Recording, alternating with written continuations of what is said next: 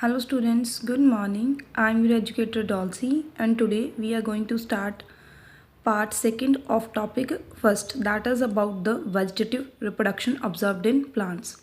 As you know, vegetative reproduction is also known as vegetative propagation. So it is the method of growth in which a new plant is produced from a part of a plant, not the seed. As I told you in the previous lecture that it is the method of production of new plant other than from the seed. So all the other parts which are not seed are considered to be vegetative, and the new plants which are produced by the vegetative parts of the plant not from the seed are said to be the plants observed for vegetative propagation of plant. And the vegetative parts of plant are the leaf bud, the stem bud, the root, the stem and the leaf itself. Any of the plant produced by these vegetative part is said to be vegetatively propagated. Vegetative propagation can be done by two methods. It can be natural or can be artificial. If the methods of propagation occur in nature itself, they are said to be the natural methods, and if they are induced by human being for its practical purpose, it is said to be the artificial. We will see all the type of vegetative propagation observed in roots, leaves, stem and other parts of the plant. So first topic is about the vegetative propagation observed in roots. So the examples are sesame, guava and muraya. Primarily you have seen about the sweet potato and we had discussed about it in your 11th class syllabus. So the parts of these plant, they observed some kind of adventitious buds on their body surface. Means the old root tuber, that is the sweet potato, it arises some kind of tuberous adventitious buds on its body. From those buds, after abstracting minimum quantity or the sufficient quantity of nutrition required, they develop a new plant. With development of stem followed by the growth of root after some time result in development of new plant properly. Then the detached plant or the detached part of the plant grow as new plant or new root. Vegetative propagation in plants is in the form of stem is very prominent. Means stems undergo various kind of modification to produce vegetatively reproductive plant. And those examples are rhizomes, which are observed in ginger, turmeric and the coccolacea and many more. The corms, the bulbils, the bulbs, the stem tubers and runners, stolons, offset and many more. All those examples can be studied here, which you have studied as a mode of modification of a stem. So first one is the stem tuber.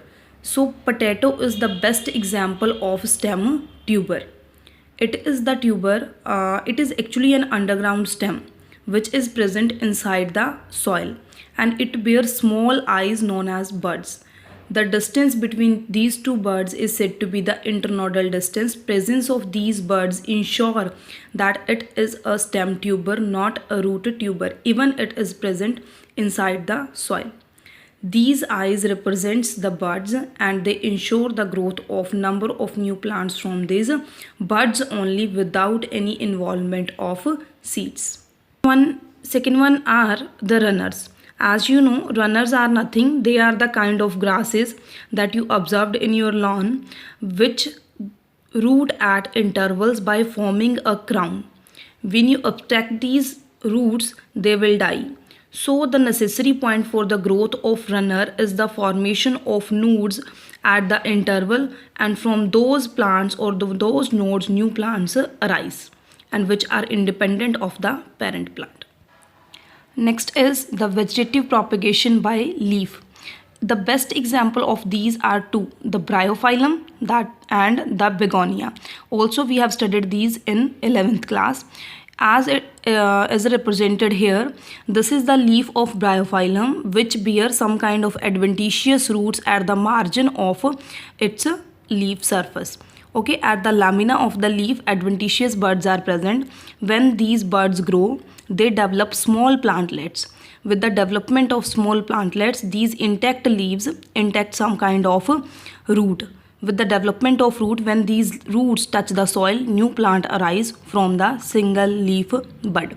So the leaves also act as a method of vegetative propagation in begonia and bryophyllum. Other than these methods, number of more methods of vegetative propagation are observed in various kind of plants. We will discuss artificial method in the next lecture. Up to that, you have to attempt the given questions. First question is, how is reproduction in plants accomplished? As you know, plants can do both kind of reproduction, sexual and asexual. Second question is, define grafting. This is the question from next topic. I will discuss it later. Third question is, define vegetative propagation. As I defined you, it is the method of propagation or reproduction of new plant from the part of plant that is not seed, means it is the production of new plant other than seed, and those plant parts should be vegetative parts of plant like stem, leaf, root, leaf bud, shoot bud, etc. Next question is, give some examples of vegetative propagation by root.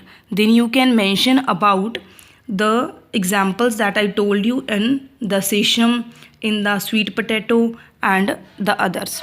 Okay, you can give these examples: sweet potato, dahlia, sesame, poplars and muraya.